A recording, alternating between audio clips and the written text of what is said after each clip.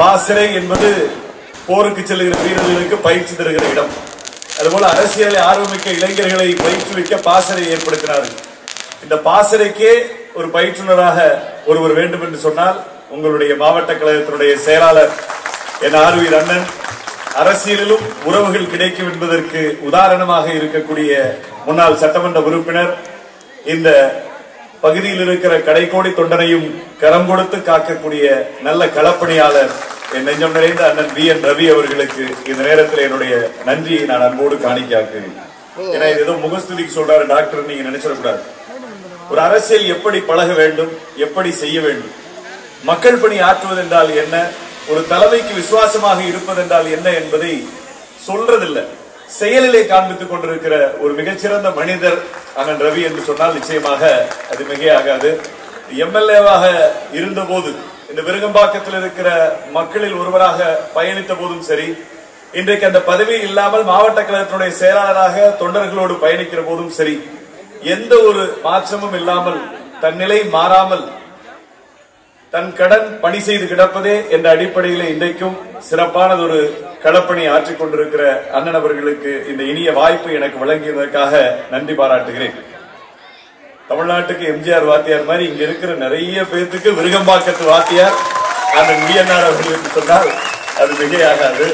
ஏன்னா இது எல்லாரும் உணர்ந்தது. இப்ப பாத்தீங்கன்னா தம்பி இந்த நிகழ்ச்சி மிக சிறப்பாக எழுச்சியோடு நடத்தி கொண்டிருக்கிற பாசறையினுடைய மாவட்ட கழக செயலாளர் நெஞ்சம் நிறைந்த தம்பி இனியன் அவர்கள் பேசினார்கள். ரொம்ப பெருமையாக இருந்தது. ஏன்னா பாசறையில் இருக்க தம்பி எல்லாம் சரியா பேசுவாங்களா, மேடை பேச்சு வருமா அப்படின்னு நினைச்சேன். எனக்கே ஒரு புது ட்ரெண்ட், சென்னைக்கு ஏற்ற மாதிரி ஒரு மல்டிநேஷனல் கம்பெனில ஏதோ ஆடியன்ஸ் அட்ரஸ் பண்ற மாதிரி ஒரு கார்பரேட் கம்பெனியினுடைய மீட்டிங்ல எப்படி கேஷுவலா பேசுவாங்களோ அது மாதிரி தான் உணர்ந்ததை, தான் அனுபவித்ததை, தான் செய்ய இருக்கிறதை எல்லாமே எளிய மக்களுக்கு புரிகிற மாதிரி ஒரு எளிய நடையிலே சிறப்பாக சொல்லி இருக்கிறார். உண்மையிலே ஏற்பாடுனா ஒரு வாய்ப்பு கிடைச்சா எப்படி பெர்ஃபார்ம் பண்ணுவாங்க இளைஞர்கள் அப்படிங்கிறதுக்கு ஒரு உதாரணம். ஏன்னா ரொம்ப நாளா கிடைக்கல. அண்ணன்ட்ட நாங்க அடிக்கடி சொல்லிக்கிட்டே இருந்தோம், தம்பி எல்லாம் நீங்க நல்லா பயன்படுத்திக்கிறேன்னு, நீங்க வெளிச்சம் கொடுத்தா தான் தம்பி மாதிரி இளைஞர்கள் நிறைய வருவாங்க.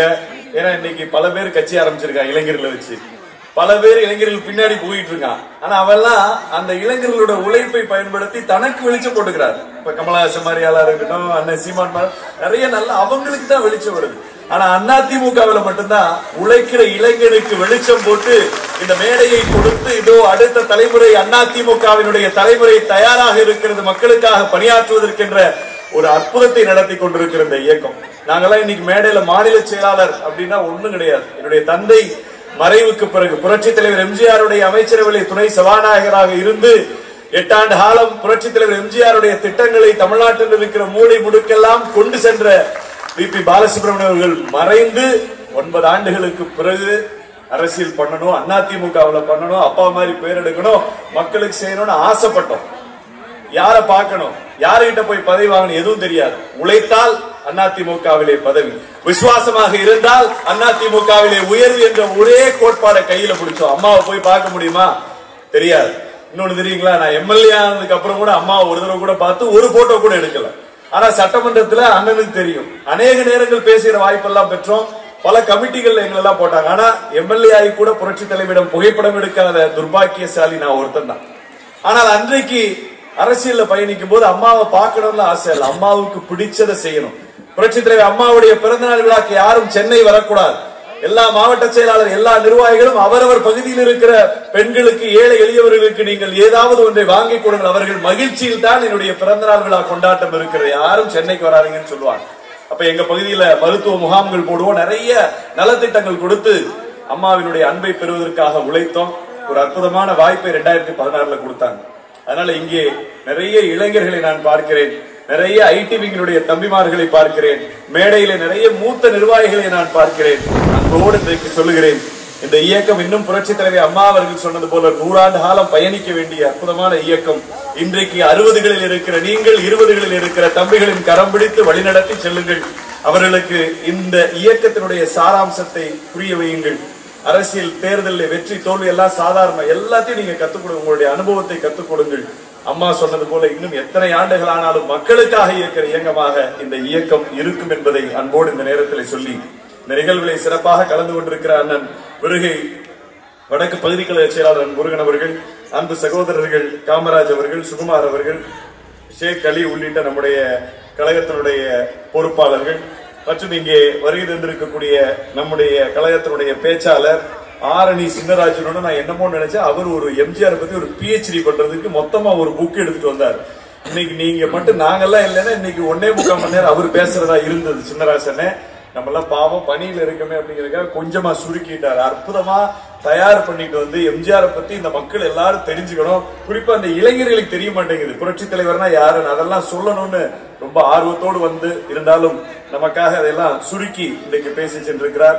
தலைமை கழகத்தினுடைய பேச்சாளர், அற்புதமான குரலுக்கு சொந்தக்காரர் அண்ணன் பாஸ்கர் அவர்கள், அண்ணன் சாமிநாதன் அவர்கள், அண்ணன் சுரேஷ் அவர்கள், அண்ணன் பழனி அவர்கள், அண்ணன் ஆர் ரவி அவர்கள், ஆர் செந்தில் அவர்கள், மணிகண்டன் அவர்கள், மாவட்ட பகுதியினுடைய பிற அணி நிர்வாகிகள், விருகம்பாக்கம் பகுதியினுடைய வட்டக்கழக நிர்வாகிகள், 128 வடக்கு வட்டக்கழகத்தினுடைய நிர்வாகிகள் மற்றும் இங்கே வருகை தந்திருக்கக்கூடிய நம்முடைய நிகழ்ச்சிக்கு உறுதுணையாக இருந்து நிகழ்ச்சியை ஒருங்கிணைப்பு செய்திருக்கக்கூடிய அன்பு சகோதரர்கள் மோகன் அவர்கள், முருகன் அவர்கள், பன்னீர்செல்வம், மூர்த்தி, செல்லா, போட்டோ முருகன், வேம்புலி, தனசேகர், அண்ணாமலை, ஆறுமுகம், நாகராஜ், முருகேசன் போன்ற அன்பு சகோதரர்கள், இன்னும் இங்கே நிகழ்ச்சிக்கு உறுதுணையா இருக்கிற ரீட்டா அண்ணாமலை, SP குமார், குட்டி, மணிகண்டன், சார்லஸ், தினேஷ்குமார், வைகுண்டராஜன், ரமேஷ், இன்னும் நிறைய பேர்கள். இறுதியாக நன்றியுரை சொல்ல இருக்கிற அண்ணன் ராமமூர்த்தி அவர்கள், அண்ணன் காசி அவர்கள், அண்ணன் சாய் சண்முகம் அவர்கள், தர்மர் அவர்கள், வினோத் சந்திரன் அவர்கள். பாத்தீங்கன்னா இந்த இது பாத்திருக்கீங்களா, மெட்ராஸ்ல மட்டும்தான் இவ்வளவு பெரிய பத்திரிகை இருக்கு.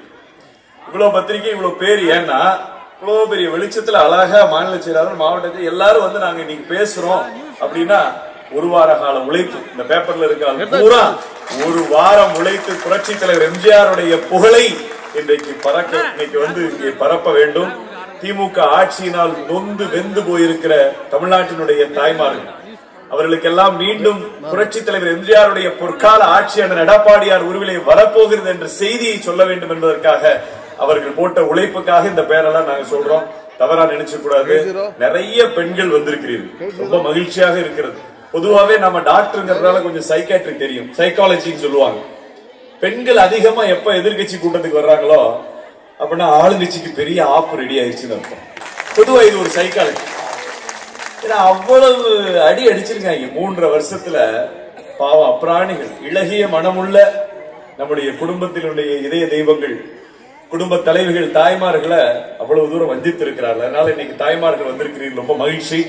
பொன்மனச்செம்மல் புரட்சி தலைவர் எம்ஜிஆருடைய பிறந்த நாளை கொண்டாட வேண்டும் என்று எங்களுக்கெல்லாம் ஆணை பிறப்பித்திருக்கிற மாங்கனி தேசத்தினுடைய மனிதநேயமிக்க தலைவன், 8 கோடி தமிழ் மக்களும் எதிர்பார்த்து காத்திருக்கக்கூடிய யதார்த்த தலைவன், மீண்டும் எங்களை எப்பொழுது ஆள வருவீர்கள் என்ற கேள்விக்கு விடையாக 2026 வெற்றிக்கனியை பறித்து செயின்ட் ஜார்ஜ் கோட்டையை அலங்கரிக்க காத்திருக்கக்கூடிய புரட்சி தமிழர் மாண்புமிகு அண்ணன் எடப்பாடியாருடைய அந்த மேலான ஆணை கிணங்க இங்க நாம் எல்லாம் கூடியிருக்கிறோம். அன்புக்குரியவர்களே, புரட்சி தலைவர் எம்ஜிஆர் அப்படிங்கிற அந்த பெயரை சொன்னாலே எவ்வளவு சந்தோஷம், எவ்வளவு இனிமை என்பதை எனக்கு முன்னால் பேசியவர்கள் சொன்னார்கள். அவருடைய புகழை குறிப்பா நாம சொல்லி நீங்க தெரிந்துக்க வேண்டும் அப்படிங்கிற ஒரு சூழ்நிலை இல்லை. எப்பொழுதெல்லாம் தனக்கு வாய்ப்பு கிடைத்ததோ அப்பொழுதெல்லாம் தமிழ்நாட்டில் இருக்கிற ஏழை எளிய மக்களுக்காக நல்ல கருத்துக்களை திரைப்படங்களிலே தந்தார். அந்த திரைப்படம் தந்த வெற்றி மூலம் ஆட்சி கட்டிலே வந்த பொழுது மக்கள் எனக்கு கொடுத்த அதிகாரத்தை முழுமையாக ஏழை எளிய மக்களினுடைய வாழ்வாதாரம் மேம்படுவதற்காக திட்டங்களாக நான் தருவேன் என்று சத்திய பிரமாணம் எடுத்துக்கொண்டு தான் ஆண்ட அத்தனை காலமும் தமிழ்நாட்டில் அல்ல இந்தியாவில் எந்த அரசியல் தலைவரும் சிந்திக்க முடியாத திட்டங்களை கொடுத்த ஒரே காரணத்தினால்தான் புரட்சி நடிகராக அரிதாரமிட்டு மேடை ஏறிய நம்முடைய தலைவன் இன்றைக்கு கோட்டையிலே புரட்சி தலைவராக இருந்த மக்கள் மனதிலே மிகப்பெரிய திட்டங்கள் வந்து இன்றைக்கும் நிலைத்திருக்கிறார். இல்ல மாற்று கருத்தே உங்களுக்கு வேண்டியதில்லை. என்ன அப்படி புரட்சிகரமான திட்டம்? எனக்கு முன்னால் பேசியவர்கள் நிறைய சொன்னாங்க. ஒரு வாய்ப்பு கிடைக்கிற பொழுது மக்களுக்கு, அதுவும் குறிப்பா அடித்தட்டில் இருக்கிற மக்களை கைதூக்கி விடுற மாதிரி திட்டங்கள் கொடுக்கணும். குறிப்பா அதிமுக எப்பவுமே பாத்தீங்கன்னா பணம் கொடுத்து அரசியல் செய்யற பழக்கம் இருக்காது. மக்களை பணம் கொடுத்து விலைக்கு வாங்கலாம். திமுக செய்யற மாதிரி ஏழை மக்களினுடைய இறுதி ஜனநாயக ஆயுதமான வாக்கை பணத்தை கொடுத்து நாம் பறித்துக் கொள்ளலாங்கிற மாதிரியான வியூகங்களை அதிமுக எப்போ வகுக்காது. அது திமுகவின் வேலை. அதனால எம்ஜிஆர் என்ன நினைச்சாருன்னா, ஆட்சிக்கு வந்தோடனே இங்க எவ்வளவு பேர் இருக்காங்க, எல்லாரையும் நான் பணம் கொடுத்து பணக்காரன் ஆக்க முடியாது. ஆனா விலை மதிப்பில்லாத ஒரு கல்வியை என்னுடைய ஆட்சி முதல்ல ஏழை எளிய மக்களுக்கு கொடுக்கணும். அந்த கல்வி ஒன்றுதான் கிராமத்தில் இருக்கிற, இன்னைக்கு டவுன்ல இருக்கிற உங்களை மாதிரி ஏழை எளிய நடுத்தர வர்க்கத்தில் இருக்கிற அடுத்த தலைமுறை சமுதாயத்திலே உயர்த்துங்கிறனால கல்வியை முதல்ல நான் கொடுக்கணும்னு சொல்லிதான் சத்துணவுங்கிற திட்டத்தை ஆரம்பிச்சேன். எல்லாருமே எம்ஜிஆர் அடையாளம் எதை வச்சு சொல்லுவோம்?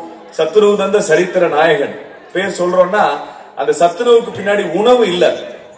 அந்த காலத்துல ஆடு மேய்க்க போகணும், 5 வயசு பையனை ஆடு வைக்க போகணும், 10 வயசு பையன் மாடு மேய்க்க போகணும், காட்டுல சொல்லி பெருக்க போகணும். அப்பதான் அந்த குடும்பத்துல அடுப்பெரியும். வீட்டுல கரண்ட் இருக்காது, குடிசை வீடு, வேர்க்கும், மழை பெஞ்சா ஒழுகும். இதான் அநேக தமிழ்நாட்டில் இருக்கிற கிராமத்தில் இருக்கிற ஏழை எளிய மக்களுடைய சூழ்நிலை. அவர்கள் தலைவர் படத்தை பார்த்து அந்த ₹1 ₹1.5 கொடுத்து டிக்கெட் வாங்கி பார்த்து தான் தலைவர் இவ்வளவு பெரிய இடத்துக்கு வந்திருக்காரு. ஆக அவர்களுக்கு நான் நன்றி கடன் செய்யணுமே அப்படின்னு அந்த உணவை போடுறதுக்கு பதிலா அந்த உணவின் மூலமாக நீங்க உங்க பிள்ளைங்களை எங்க ஸ்கூலுக்கு அனுப்புங்க, நீங்க ஸ்கூலுக்கு அனுப்புனா மதியம் உங்க பிள்ளைக்கு சத்தான உணவை தருகிறேன், அந்த உணவுக்காக வேண்டியாவது பிள்ளைகளை அனுப்புவாங்க அப்படின்னு தான் முதல்ல அந்த திட்டத்தை ஆரம்பிச்சாங்க. உண்மையிலேயே எம்ஜிஆர் அவர்கள் எதிர்பார்க்காத ஒரு மிகப்பெரிய ஒரு ரெஸ்பான்ஸ் அதுல கிடைச்சது. நிறைய பேருக்கு இங்க இருக்க உங்களுக்கு தெரியாது. எம்ஜிஆர் அந்த சத்துணவு திட்டத்தை அறிவித்த பொழுது அந்த அறிவித்த ஓராண்டு கழித்து எவ்வளவு பேர் புதுசா ஸ்கூல்ல சேர்ந்தாங்கன்னு ஒரு கணக்கு எடுத்து பார்த்தா 2.63 லட்சம் பேர் புதிதாக ஆரம்ப பள்ளியில சேர்ந்திருக்காங்க அந்த சத்துணவுக்காக. அடுத்த வருஷம் 2.69 லட்சம் பேர். இப்படி ஒரு உணவு என்கிற ஒரு சத்தான உணவை நான் தருகிறேன், உங்கள் வறுமையில் இருக்கிற உங்கள் பசியை போக்குகிறேன், தயவு செய்து உங்கள் பெற்ற பிள்ளைகளை வேலைக்கு அனுப்பாமல் அரசு தொடங்கி இருக்கிற இந்த பள்ளிகளுக்கு அனுப்புங்கள் என்று புரட்சி தலைவன் தொடங்கிய ஒரு அற்புதமான திட்டம். நிறைய பேர் சொல்லுவாங்க கல்விக்கண் திறந்த காமராஜரும் மதிய உணவு கொடுத்தார். ஆமாம், நிச்சயமாக கொடுத்தார். காமராஜர் அவர்கள் வழியிலே நம்முடைய புரட்சி தலைவர் எம்ஜிஆர் அவர்கள் பயணித்தார், மாற்று கருத்து இல்லை. காமராஜர் அவர்கள் ஆரம்ப கல்வியில ஒரு முத்திரையை பதித்தார். அந்த முதல் 5 வகுப்புல இருக்க அந்த ஆரம்ப கல்வியில் இருக்கவங்களுக்கு அந்த உணவை கொடுத்தார். ஆரம்ப கல்வியினுடைய முதல் புள்ளி, அந்த வளர்ச்சியினுடைய முதல் புள்ளியாக காமராஜரை பார்ப்போம் என்று சொன்னால் இன்றைக்கு புரட்சி தலைவர் எம்ஜிஆர் அவர்கள் உயர்கல்வியினுடைய நாயகன். உயர்கல்வியினுடைய நாயகன் யார் என்று சொன்னால் புரட்சி தலைவர் எம்ஜிஆர் அவர்கள். ஏன் நான் சொல்றேன்னா இதெல்லாம் கொஞ்சம் ரேரான கருத்துக்கள். இந்த மாதிரி மேடல் தேர்தல் வந்து அப்புறம் நாங்க ஓட்டு கேட்கணும், உங்களை திமுக ஏமாத்தாம பாதுகாக்கணும், எதையாவது கொடுத்து உங்களை விலைக்கு வாங்காம காப்பாற்றணும், அப்புறம் எங்க நல்லது சொல்ல நிறைய வேலை. இது எம்ஜிஆர் பிறந்த நாள்ங்கிறனால நான் உங்களுக்கு சொல்றேன். அந்த காலத்துல பாத்தீங்கன்னா 9வது 8ஆம் வகுப்புலதான் பொது தேர்வு இருக்கு. இங்க பழைய சீனியர்களுக்கு தெரியும், ESLC, SSLC இல்ல, ESLC, elementary school leaving certificate exam, ESLC சொல்லி 8ஆம் கிளாஸ்ல பொது தேர்வு வைப்பாங்க. அதுக்கப்புறம் 11ஆம் வகுப்போட பள்ளிக்கூடம் முடிஞ்சு போயிருக்கு. 12ஆம் வகுப்புக்கு காலேஜ் போகணும், PUC காலேஜ் இருக்கு, அந்த காலேஜுக்கு போகணும். இப்ப நம்மால என்ன பண்ணுவான், 7ஆம் கிளாஸோட நிறுத்திடுவான் படிப்பை. 8ஆம் கிளாஸ்ல பொது தேர்வு, அதுக்கு பயந்து பாதி பேர் போயிடுவான். அப்புறம் கல்லூரிக்கு போகணும், PUCக்கு. கல்லூரி எத்தனை கல்லூரி? மொத்த தமிழ்நாட்டிலே ஒரு 55-60 கல்லூரி தான் இருக்கும் PUC கல்லூரி. அப்ப படிப்பு பாதியிலே 11ல தடைபடும். புரட்சி தலைவர் எம்ஜிஆர் அவர்கள் யோசிச்சார், அடிப்படையா 8ஆம் வகுப்பு வரை எல்லாரும் படிக்கணும். அப்ப அந்த 8ஆம் வகுப்புங்கிற அந்த அடிப்படை கல்வி என்பது தமிழ்நாட்டு மக்களுடைய உரிமை என்பதற்காக அந்த 8ஆம் கிளாஸ்ல இருக்க பொது தேர்வை நீக்கிட்டு 10ஆம் கிளாஸ் கொண்டு போய் வைக்கிறார், SSLC வைக்கிறார். 12ஆம் வகுப்புல படிக்கிறதுக்கு பதிலா PUC காலேஜ் போறாங்க. காலேஜ் கம்மியா இருக்கு, நம்ம அரசாங்கத்துல நிதி இல்ல, அப்ப நாம ஏதாவது ஒண்ணு செய்யணும்னு அன்றைக்கு புரட்சி தலைவர் எம்ஜிஆர் அவர்கள் யோசிச்சுதான் இந்த 12ஆம் வகுப்பை உருவாக்குறார். காலேஜ் போகாதீங்க, PUCக்கு 11 முடிச்சோன்னா 12ஐயும் பள்ளிக்கூடத்திலே படிங்கன்னு சொல்லி அன்றைக்கு அவர் எடுத்த அந்த முடிவு இன்றைக்கு 12ஆம் வகுப்பு வரை படிக்காத மாணவனே இந்த கூட்டத்தில் இருக்கிற எந்த குடும்பத்தில் இருக்க மாட்டார். அன்றைக்கு அவர் போட்ட விதை.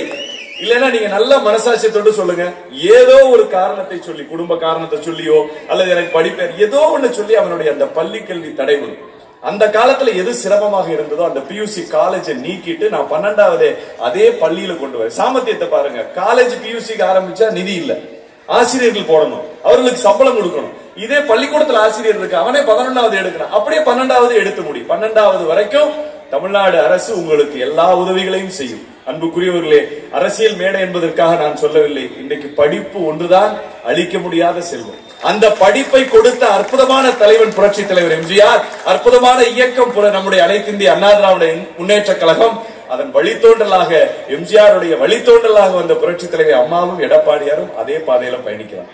நீங்க யோசிச்சு பார்க்கணும், எவ்வளவு ஒரு அற்புதமான விஷயங்கள். இன்னைக்கு கல்லூரி அண்ணன் நமக்கு முன்னாடி பேசின சின்ராஜ் என்ன சொன்னாங்க, ஏன் உயர்கல்வியினுடைய நாயகன் என்று சொல்றேன்னா, இன்னைக்கு 12வது முடிச்சதுக்கு அப்புறம் காலேஜுக்கு போகணும். எம்ஜிஆர் அவர்கள் பெங்களூர் போறாரு ஒரு நாளைக்கு. அங்க போய் எல்லா இன்ஜினியரிங் காலேஜஸ் எல்லாம் பார்த்தா நூற்றுக்கணக்கான இன்ஜினியரிங் காலேஜ் இருக்கு கர்நாடகா. அவர் அப்படியே திரும்பி நம்ம ஐஏஎஸ் கேட்கிறாரு, என்னாச்சு நம்ம தமிழ்நாட்டுல கல்லூரிகள் இவ்வளவு எண்ணிக்கை குறைவா இருக்கு, பொறியாளர்களே இன்ஜினியரிங் காலேஜே கம்மியா இருக்கு, என்ன பண்ண காத்திருக்கீங்க அப்படின்னா, இல்லையா நம்மளுடைய நிதி நிலைமை பொறியியல் கல்லூரி நாம் ஆரம்பிப்பதற்கு இடம் கொடுக்காது, அது வேற வழி இல்லை அப்படின்னு சொல்லும் போது எம்ஜிஆர் யோசிச்சார். இன்னைக்கு 2026 எது இன்னைக்கு பீக்ல இருக்கு? ஐடி தான். கம்ப்யூட்டர் சயின்ஸ் இல்லாம, ஆர்டிபிஷியல் இன்டெலிஜென்ஸ் இல்லாம, இன்னைக்கு மிஷின் லேர்னிங் இல்லாம, கம்ப்யூட்டர் சார்ந்த பொறியியல் சார்ந்த ஒரு விஷயம் இல்லாம உலகமே கிடையாது. நாங்க டாக்டர் ஆபரேஷன் பண்றதுக்கே இன்னைக்கு ரோபோட்டிக் வந்துருச்சு. ஒரு ரோபோட் வந்துருச்சு, நாங்க வெறும் பட்டன் மட்டும் தான் அமுத்தணும், அந்த ரோபோவே நெஞ்சை கிளிக்குது, அதுவே எல்லா வைத்தியமும் பண்ற அளவுக்கு இன்ஜினியரிங் அவ்வளவு மறுக்க முடியாத ஒரு சிலபஸ், ஒரு சப்ஜெக்ட். ஆக அந்த காலேஜ் ஆரம்பிக்கிறோம்னா புரட்சி தலைவர் நேரா வர்றார், தமிழ்நாட்டுக்கு வர்றார், யோசிக்கிறார், இன்றைக்கு நான் இதை செய்ய தவறினால் நாளைக்கு தமிழ்நாட்டில இருந்து எத்தனை இன்ஜினியர் எப்படி வெளிநாட்டுக்கு போவா? இன்னைக்கு மைக்ரோசாப்டா இருக்கட்டும், இன்னைக்கு கூகுள்ல இருக்கிற சுந்தர் பிச்சை அவர்களா இருக்கட்டும், தமிழ்நாட்டில இருந்து இந்த மாதிரியான இன்ஜினியர்ஸே வரமாட்டாங்கன்னு பயந்து அன்றைக்கு தான் நம்ம சின்ராஜன் சொன்னார் பாத்தீங்களா, தமிழ்நாட்டில் இருக்கிற எல்லா பணக்கார யாரார் காலேஜ் திறக்கணும்னு விரும்புறீங்களோ எல்லாம் நேர கோட்டைக்கு வந்திருக்கு, செயின்ட் ஜார்ஜ் கோட்டைக்கு வாருங்கள், எல்லோரும் இன்ஜினியரிங் காலேஜ் யாரெல்லாம் திறக்க வேண்டுமோ நீங்கள் திறந்து கொள்ளுங்கள், அரசு அனுமதி உங்களுக்கு இலவசம். ஆனால் ஒரே ஒரு சட்டம், ஒரே ஒரு சட்டத்தை நீங்க ஃபாலோ பண்ணணும். என்ன சட்டம்? அதான் எம்ஜிஆருடைய புத்தி கூர்மை. 100 சீட் இன்ஜினியரிங் காலேஜ் நீ ஆரம்பிச்சுக்கலாம், நீ 50 சீட்டுக்கு என்ன ஃபீஸ் வேணாலும் வாங்கிக்கலாம், ஆனால் 50% சீட்டை அரசிடம் ஒப்படைக்க வேண்டும். ஏழை எளிய மாணவர்கள் பொறியியல் படிப்பதற்கு உங்களுடைய கல்லூரி உதாரணமாக இருக்க வேண்டும். அப்படி வந்த காலேஜுக்கு ஒரு உதாரணம் சொன்னா நீங்க புரிஞ்சுக்குவீங்க இந்த திட்டம் எவ்வளவு நல்ல திட்டம். Vellore institute of technology, VIT, இங்க முன்வரிசையில் இருக்கிறவர்கள் பிள்ளைகளை பெற்றவர்களுக்கு தெரியும், விஐடி காலேஜில் அட்மிஷன் கிடைக்கிறதா இன்னைக்கு எவ்வளவு பெரிய விஷயம். ஆனால் அன்றைக்கு எம்ஜிஆர் அதை ஆரம்பிக்க வைத்து 50% எங்களுக்கு கொடுங்கன்னு சொல்லி அன்னைக்கு பொறியியல் படிப்பை ஊக்குவித்தாங்க. அது மாதிரி எத்தனையோ யூனிவர்சிட்டி அவர் சொன்ன மாதிரி இன்னைக்கு பல்கலைக்கழகங்கள் எல்லாமே அதிமுக ஆரம்பிச்சது, எம்ஜிஆர் ஆரம்பிச்சது. பாரதிதாசன் யூனிவர்சிட்டியா இருக்கட்டும், ஹெல்த்துக்கு இருக்கிற டாக்டர் எம்ஜிஆர் யூனிவர்சிட்டி, இன்ஜினியரிங் இருக்கிற அண்ணா யூனிவர்சிட்டி, பெண்களுக்கு இருக்கிற மதர் தெரசா யூனிவர்சிட்டி, தமிழுக்கு இருக்கிற தஞ்சை தமிழ் பல்கலைக்கழகம் சொல்லி ஒட்டுமொத்த பல்கலைக்கழகங்களையும் உங்களுக்காக கொடுத்தோம். ஏன் இதை நான் சொல்கிறேன்னு சொன்னால், ஒரே ஒரு அந்த கொள்கை இல்லைன்னு சொல்லுவாங்க, அதிமுக கொள்கை இல்லடான்னு. இப்ப சொல்றேன், தயவு செய்து கேட்டு, பணக்காரனுக்கு வரிய போடு, ஏழைகளுக்கு திட்டமாக கொடு, ஏழைகளுக்கு கல்வியை கொடு, அவர்கள் சமுதாயத்தில் மேல வருவாங்க. நீ 1 லட்சம் ரூபாய் கொடுத்தா கூட விருகம்பாக்கத்துல 2 கடை விட்டு கறி விருந்து காது ஊத்து நடத்தினா 1 லட்சம் ரூபாய் பத்தாது. அடுத்த நாள் அடுத்த வருஷத்துக்கு போய் யார்ட்டையாவது கடை வாங்கணும். ஆனால் விலை மதிப்பில்லாத கல்வியை இந்த ஏழைகளுக்கு என்னுடைய அரசு தரும், அதன் மூலமாக அவர்கள் பெரிய இடத்துக்கு வருவார்கள்னு அன்னைக்கு எம்ஜிஆர் சொன்னார். நீங்க புரிந்து கொள்ள வேண்டும். அதனாலதான் இன்னைக்கு அவரை புரட்சி தலைவர்னு சொல்றோம், சாதாரண விஷயம் அல்ல. அந்த சத்துணவு சொல்றோம் இல்லைங்களா, இந்த சத்துணவுங்கிறது அவர் யோசிச்சு அறிவிச்ச அடுத்த மாத்திரம் பிள்ளைங்க அதிகமா சேர்றாங்க. 2 லட்சம் பேர் ஸ்கூலுக்கு வர்றான், ஒரு புரட்சி நடக்குது. இன்னொன்னு என்ன தெரியுங்களா, ஒரே நாள்ல 2 லட்சம் பெண்களுக்கு வேலை வாய்ப்பு கிடைக்கும். 2 லட்சம் பெண்களுக்கு ஒரே திட்டத்திலே வேலை வாய்ப்பு, சத்துணவு திட்டம். அதுல மிக மிக சுவாரஸ்யமான விஷயம், 38,000 பேர் விதவைகள், 36,500 பேர் ஆதி திராவிட சமூகத்தை சார்ந்தவர்கள். அன்புக்குரியவர்களே, யோசிச்சு பார்க்கணும், எவ்வளவு ஒரு பெரிய விஷயமா இருக்கு. 38,000 விதவைகளுக்கு வாழ்வு கிடைக்கிறது, 36,500 ஆதி திராவிடர்கள் பயனடைகிறார்கள். ஒட்டுமொத்தமா அந்த 2 லட்சம் பேர்த்துல எவ்வளவு ஆண்கள் எவ்வளவு பெண்கள்னு பார்த்தா பூரா ஆண்களுக்கு பூரா அநீதி தான் நடக்குது. 1,68,000 பெண்கள், மீதி இருக்கிற 32,000 தான் ஆண்கள். எப்படின்னு பாருங்க, பெண்கள் எல்லாம் நீங்க உட்கார்ந்து இருக்கீங்க, யோசிச்சு பார்க்கணும். ஒரு மிகப்பெரிய புரட்சி. அதே மாதிரி விஏஓ சொன்னார், இங்க இருக்கவங்களுக்கு தெரியுமான்னு தெரியல, எங்க ஊர்ல எல்லாம் மணியக்காரன் இருப்பார், சட்டை போட்டு உடம்பு பூரா மஞ்சள் நாட்டா மாதிரி தேய்ச்சி இப்படி போட்டிருப்பார், குடுமி முடிஞ்சா வச்சிருப்பார், இல்லைன்னா மீசையை முறிக்குவார். அவர் பார்த்து ஒருத்தர் செத்தான்னு சொன்னா செத்தது, அவன் உயிரோடு இருக்கான்னா இருக்கிறது, இது நிலம் இவனுதுன்னா இவனுது, இல்லடா உன்னோடது இல்லடான்னா இல்ல, அவ்வளவுதான். மணியம், ஊர் மணியம், ஊர் நாட்டாமாங்க. அவருக்கு அரசு வேற காசு கொடுத்துக்கிட்டு இருக்க. அப்பப்ப பார்த்தார், இதெல்லாம் வேலைக்காகாது, உடனடியாக இந்த மணியக்கார நடைமுறையை தடுத்து நிறுத்த வேண்டும். ஏன் தடுத்து நிறுத்துறாங்க? அதுலயும் ஒரு புரட்சி. அவர் இருக்கிறப்ப ஒரு மீட்டிங் போகும்போது ஒரு ஊர்ல அந்த மணிய ஊர்ல உள்ள உட்கார்ந்துட்டு இருக்காரு. இங்க இருந்து ஆதி திராவிட வகுப்பை சார்ந்தவங்க 4-5 பேர் போறாங்க. சாமி, என் நிலம் ஒரு காணி இருந்துச்சு, அதையும் ஒருத்தன் ஆக்கிரமிச்சு வச்சுக்கிட்டான், அதை தரமாட்டேங்கிற சாமி, நீங்க தான் சொல்லி அது ஏன் நிலம்னு நிரூபிக்கணும்னு சொன்ன உடனே அவர் வெத்தலையை பெண்ணுகிட்டே மெதுவா அப்படியா, அதெல்லாம் இருக்கட்டும், யார கேட்டுட்டு நீ முதல்ல உள்ள வந்த? கதவு திறந்திருந்தா நீ பாட்டுக்கு வந்துறியா, ஏதோ நுழைஞ்ச மாதிரின்னு கேட்டிருக்காரு. இவன் கண்ணுல இருந்து தாரதாரையா தண்ணி. பிரச்சனையை சொல்ல போனா ஜாதியை சொல்லி நம்ம வெளியே அனுப்பிச்சிட்டாருன்ட்டு அந்த கண்ணீரோட வெளியே வரும்போது புரட்சி தலைவர் எம்ஜிஆரை பார்க்கிறார். காலனி இல்லாமல் நடந்து வருகிற அவர்களை பார்த்து, அந்த கண்ணீரை பார்த்து, கார் அம்பாசிடர் கார் பச்சை கார் நிக்குது, நின்ன உடனே கேட்கிறார். இந்த செய்தியை சொன்னவுடன் நேரா அந்த பச்சை அம்பாசிடர் செயின்ட் ஜார்ஜ் கோட்டைக்கு வந்தவுடன் நம் தலைவன் போட்ட முதல் கையெழுத்து மணியக்கார முறை தமிழ்நாட்டில் இருந்து ஒழிக்கப்படுகிறது.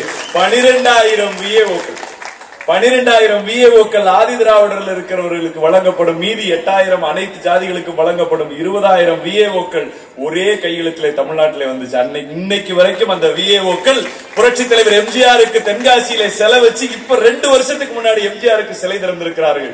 வில்லேஜ் அட்மினிஸ்ட்ரேஷன் ஆபீசர் கிராம நிர்வாக அலுவலர் சங்கத்தின் சார்பாக புரட்சி தலைவர் எம்ஜிஆருக்கு சிலை திறந்திருக்கிறார். நம்முடைய அண்ணன் சைதை துரைசாமி அவர்கள் போய் அதை திறந்து வச்சார். ஏன் இதை சொல்லுகிறேன் சொன்னால், இதுதான் ஒரு தலைவனுக்கு அழகு. என்னெல்லாம் ஒரு மனுஷனுக்கு கஷ்டம் வருமோ அதை அத்தனையும் பார்த்து பார்த்து. சைக்கிளுக்கு லைசன்ஸ் வாங்கணும்னு சட்டம் இருந்துச்சு, அதை நீக்கியவர் புரட்சி தலைவர் எம்ஜிஆர் அவர். டபுள்ஸ் போனா கேஸ் போடணும் இருந்துச்சு, அதை நீக்கியது புரட்சி தலைவர் எம்ஜிஆர். இப்படி ஒரு சின்ன விஷயத்தில இருந்து மிகப்பெரிய விஷயம் எல்லாத்தையும் நம்முடைய புரட்சி தலைவர் எம்ஜிஆர் அவர்கள் அற்புதமாக தமிழ்நாட்டு மக்களுக்காக கொடுத்தார்கள். இன்னைக்கு அந்த வழியில அச்சு பிசகாமல், ஒரு அச்சு அப்படியே பிசகாமல் நம்முடைய இயக்கத்தை வழிநடத்திய தலைவிதான் புரட்சி தலைவி அம்மா அவர்களும் இன்றைக்கான எடப்பாடியார் அவர்கள். பெருமையோடு நாங்கள் சொல்லுவோம். ஏன்னா நீங்க எல்லாம் மறக்க மாட்டீங்க. தாய்மார்கள் எந்த சூழலையும் புரட்சி தலைவி அம்மா அவர்களை நீங்கள் மறக்க மாட்டீர்கள் என்பதை நாங்கள் நன்கு அறிவோம். பார்த்து பார்த்து உங்களுக்காக திட்டம் தந்த தலைவி புரட்சி தலைவி அம்மா அவர். ஏன்னா அம்மாவுடைய பிறந்த நாள் நம்ம நிறைய பேசுவோம். இன்றைக்கு அண்ணன் எடப்பாடியார் அவர்கள் அதே வழியில நமக்கான அற்புதமான திட்டங்களை 4 ஆண்டு காலம் கொடுத்தார். இன்னைக்கு எம்ஜிஆர் அவருடைய புகழை பாடுகிற அதே நேரத்துல இந்த ஆட்சியை பத்தி நம்ம பேச வேண்டிய ஒரு நிர்பந்தத்தில் இருக்கும். நீங்க எண்ணி பார்க்க வேண்டும். இங்கே வந்திருக்கிறவர்கள் அநேக பேர் இந்த ஆட்சியால் அவதிப்பட்டவர்களாக தான் இருப்பாங்க. அதுல எந்த மாற்று கருத்தும் இருக்காது, இல்லீங்களா? அநேக பேர் இந்த ஆட்சியினுடைய அவலத்தை, இந்த ஆட்சியினுடைய பாதிப்பை உணர்ந்தவர்களாகத்தான் இங்க இருக்கிறீர்கள். நீங்க இந்த ஆட்சி எப்படி வந்தது, எதன் வழியாக இந்த ஆட்சி வந்தது? 2 விஷயம் நல்லா நீங்க யோசிக்கணும். 2 விஷயம் பண்ணலைன்னா திமுக ஆட்சிக்கு வந்திருக்காது. 525 பொய் வாக்குறுதிகள். 1, கொள்ளையடிச்சு வச்சிருந்த கோபாலபுரத்துடைய கட்டுக்கட்டான பணம். இது 2ஐ தவிர இந்த ஆட்சி அமைவதற்கு எந்த ஒரு வாய்ப்பும் இல்லை. யாரை பார்த்து என்ன பொய் சொல்ல வேண்டும் என்பதை சாதுரியமாக 450 கோடி கொடுத்து பிரசாந்த் கிஷோர்னு ஒரு வாடகை மூளையை இங்கே வரவழைத்து, நீங்க யாருகிட்ட ஓட்டு வாங்கணும்னாலும் யாரை ஏமாத்தணும்னாலும் அவனோட ஆசையை தூண்டி விடு. அவ்வளவுதான் அவன் சொன்ன ஒரே வார்த்தை. நேரா போனா பெண்கள்கிட்ட பூரா, அம்மாடி கலைஞர் உரிமை தொகை, உதவி தொகையில உரிமை தொகை 1000 கொடுக்கிற சாமி. வந்தோன்ன முத கையெழுத்து, பெண்கள் பூரா பிளாட். அரசு ஊழியர்கிட்ட போனா, ஐயா உங்க எல்லாருக்கும் பழைய ஓய்வூதிய திட்டம். வந்தோன்ன முத கையெழுத்து, பூரா பேர் அப்படியே பிளாட். ஆசிரியரா இருக்கட்டும், டிரான்ஸ்போர்ட் பூரா எல்லாம். அங்கன்வாடி சத்துணவு நேரா போனா, உங்களுக்கு எல்லாம் இப்ப வந்து டெம்பரவரியா இருக்கீங்க, உங்களை பூரா பெர்மனன்ட் ஆக்க போறோம், உங்களுக்கு பூரா பணி நிரந்தரம் செய்ய போகிறோம். ஒட்டுமொத்த தமிழ்நாட்டில் இருக்கிற அங்கன்வாடி பணியாளர், சத்துணவு பணியாளர் பூரா பூத் வாசல்ல நின்றுப்பாங்க. நீங்க பாத்தீங்கன்னா ப்ளூ கலர் சேரி, பச்சை சேரி கட்டிட்டு ஓட்டு போடுறவங்களை கூட்டிட்டு போறதுக்கு நிப்பாங்க. எங்க ஊர்ல இருந்த அம்மா பாக்குது, வாங்கன்னு இப்படி கையை பிடிச்சு கூப்பிடல, வாங்க எல்லாரும் வாங்க. என்ன அந்த அம்மா கையை இப்படி இருக்குன்னா மறைமுகமா சூரியனை காட்டுதாமா, அவங்களுக்கு எல்லாம் பணி நிரந்தரம் வரும்னு சொல்லி நம்மள பாலுங்கிணத்துல தள்ளிட்டாங்க. ஆக இந்த பணியாளர்கள் இப்படி. மாணவன் படிச்ச இளைஞர்கள் இருக்கு, அவனை போய் பார்த்தாரு. பார்த்தோன்னா, ஐயா உங்களுக்கு எல்லாம் கல்வி கடன் ரத்து, நீங்க யாரெல்லாம் கடன் வாங்கியிருக்கீங்களோ உங்களுக்கு எல்லாம் கல்வி கடன் ரத்து. யோசிச்சு பாருங்க, எவ்வளவு நேக்கா என்னென்ன பொய் சொன்னா எந்தெந்த சமூகத்தை சார்ந்தவர்களை ஏமாற்றலாம் என்று தெரிந்து நம்மளை ஏமாத்தி, எடப்பாடியார் ஒரு நல்ல மனிதர் அம்மாவுடைய வழியில ஒரு சிறு தவறு கூட செய்யலங்க. கொரோனா நேரத்திலே அந்த எடப்பாடியார் இல்லை என்று சொன்னால் இந்த விருகம்பாக்கம் பகுதியிலே எத்தனை உயிர்கள் போயிருக்கும், தமிழகத்திலே எத்தனை உயிரிழப்புகள் நடந்திருக்கும், நீங்கள் எண்ணி பார்க்க வேண்டும். அம்மாவினுடைய மறைவுக்கு பிறகு கையிலே கிடைத்த அந்த வாய்ப்பை ஒரு சிறு அளவு கூட அந்த வாய்ப்பு கிடைச்சதுங்கிறத மூளையில ஏத்தல. நான் முதலமைச்சர் என்று மூளைக்கு அந்த கர்வத்தை ஏத்தல, மனசுல ஏத்தினார். என்னை நம்பி அம்மா இருந்த இடத்துல என்னை உட்கார வச்சிருக்காங்க, அவங்களுக்கு நான் நியாயமா நடந்துக்கணும். 4 கிராம் தங்கம் கொடுத்திருக்காங்களா, நான் 8 கிராம் தங்கம் கொடுக்கிறேன். புரட்சி தலைவி அம்மா அவர்கள் பெண்களுக்கு செய்தால் அதே போல நானும் வேலைக்கு போற பெண்களுக்கு 25,000 ரூபாய் மானிய விலையில் நான் ஸ்கூட்டி தர்றேன். அம்மா மடிக்கண்ணி கொடுத்தாங்களா, நானும் தர்றேன். என்னென்ன அம்மா அவர்கள் செய்தார்களோ. இன்னைக்கு வந்து 12,000 ரூபாய் கர்ப்பிணி பெண்களுக்கு கொடுத்தாங்க. ஆனா எடப்பாடியார் அவர்கள் வந்து அதை 18,000 ரூபாயாக உயர்த்தினார். எதுலையுமே குறை வைக்கல. கொரோனா நேரத்தில் பாரத பிரதமர் லைன்ல வர்றார், வீடியோ கான்பரன்ஸ்ல எல்லா முதலமைச்சரும் உட்கார்ந்து இருக்காங்க, பிஜேபி முதலமைச்சர், காங்கிரஸ் எல்லாம் உட்கார்ந்து இருக்காங்க. மைக் எடுத்தோன்னு அவர் சொன்ன முதல் வார்த்தை, தமிழ்நாட்டுடைய முதலமைச்சர் அதோ அங்கே அமர்ந்திருக்கிறார், எடப்பாடி பழனிசாமி அவர்களை பார்த்து கொரோனாவை எப்படி கட்டுப்படுத்த வேண்டும் என்று தெரிந்து கொள்ளுங்கள் என்று இந்த துணைக்கண்டத்தினுடைய பிரதமர் நரேந்திர மோடி அவர்கள் சொல்லுகிறார் என்று சொன்னால், ஒரு மனிதன் சாதிக்காம செய்ய முடியுமா? விளங்காதவங்க இன்னைக்கு பேட்டி கொடுத்திருக்காங்க. சிவகங்கையில் இருந்து திண்ணையில உட்கார்ந்து சும்மா பேசிட்டு இருக்காரு. நாங்க வாக்குறுதியை பூரா நிறைவேற்றிட்டோம், தமிழகத்தை அதல பாதாளத்திலே தள்ளிவிட்டார் எடப்பாடியார் என்று வாய்கூசாமல் அடுத்தவன் எழுதி கொடுத்ததை உளறிக் கொண்டிருக்கிற முதலமைச்சர் ஸ்டாலின் அவர்களுக்கு இந்த மேடையில் இருந்து நான் கண்டனத்தை தெரிவித்துக் கொள்கிறேன். அன்புக்குரிய ஸ்டாலின் அவர்களே, நீங்கள் தெரிந்து கொள்ள வேண்டும், தமிழகம் அனைத்து துறைகளிலும் முதலிடத்தில் இருந்தது ஆனால் எடப்பாடியாருடைய ஆட்சியில் என்பதை நீங்கள் புரிந்து கொள்ள வேண்டும். உள்ளாட்சித்துறையில மட்டும் 123 விருது மத்திய அரசுடைய விருது. 5 முறை தமிழ்நாட்டிலே அதிக நெல் உற்பத்தியை செய்து இந்தியாவிலே முதலிடம் பிடித்த 5 முறை கிருஷி கர்மான் விருது மத்திய அரசு. யார் எந்த மாநிலம் அதிகமான நெல்லை உற்பத்தி செய்தது? 1.5 லட்சம் டன் உற்பத்தி செய்கிற அந்த வாய்ப்பை ஏற்படுத்தி 2 முறை 10 வருஷத்துல விவசாய கடனை ரத்து செய்து விவசாயிகளுடைய வாழ்க்கையிலே விளக்கேற்றி குடிமராமத்து மூலமாக குடிநீர் தேவையை பூர்த்தி செய்து அனைத்து விவசாயிகளுடைய ஒத்துழைப்போடு 5 முறை விருதுவாங்க. இன்னைக்கு இருதய மாற்று அறுவை சிகிச்சை, ஒரு உறுப்பு செத்தவன் இருந்து இன்னொருத்தருக்கு எடுத்து வைக்கணும்.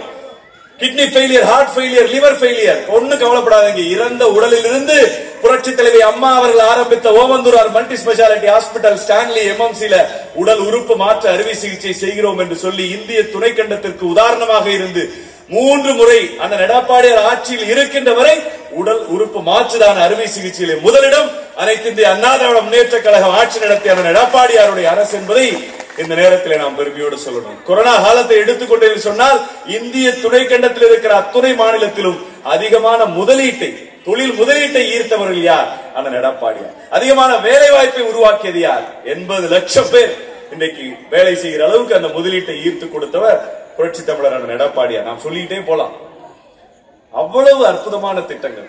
ஆனால் இன்றைக்கு வாய்கூசாமல் ஸ்டாலின் சொல்லி இருக்கிறார், அதுல பாதாளத்தில் தள்ளி விட்டார் சொல்றார். பாருங்க, நீங்க எல்லாம் எப்படி வேணாலும் ஏமாறுவீங்கிறதுனாலதான் இந்த திமிர் வந்திருக்கிறது.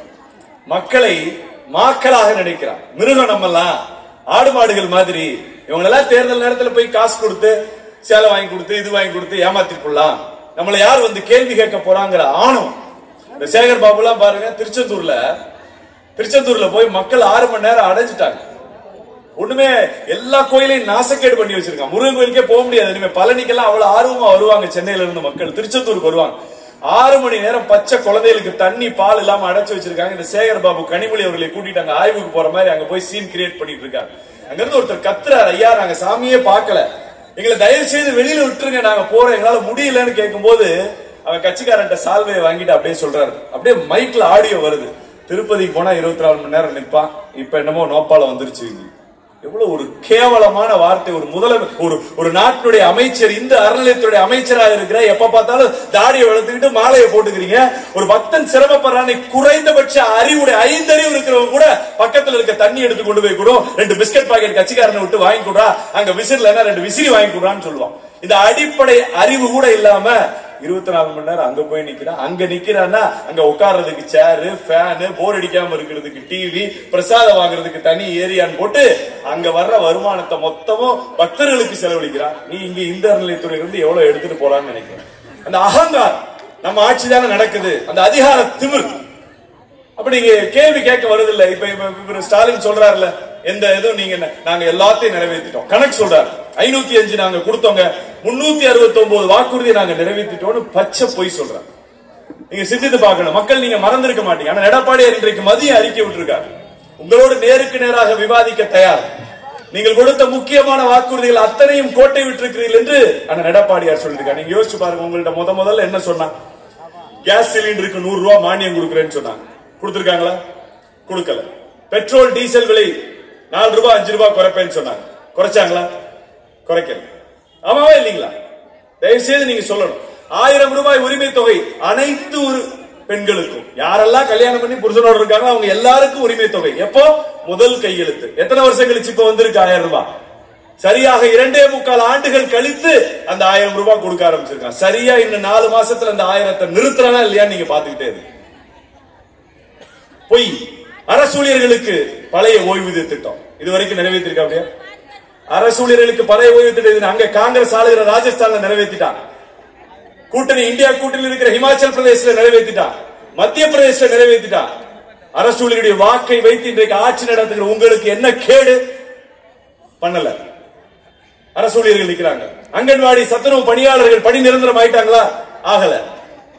மின் கட்டணம் நீங்க யோசிச்சு பாருங்க, வந்திருக்கிற அநேக பேரு ஒரே நிமிடம் தயவு செய்து யோசிச்சு, இந்தியாவில் இல்லைங்க உலகத்திலே முதலாக அரசனுடைய கரண்ட் நான் ஏழை மக்களுக்கு இலவசமாக கொடுப்பேன் என்று சொன்ன ஒரே இயக்கம் அனைத்து இந்திய அண்ணா திராவிட முன்னேற்ற கழகம்.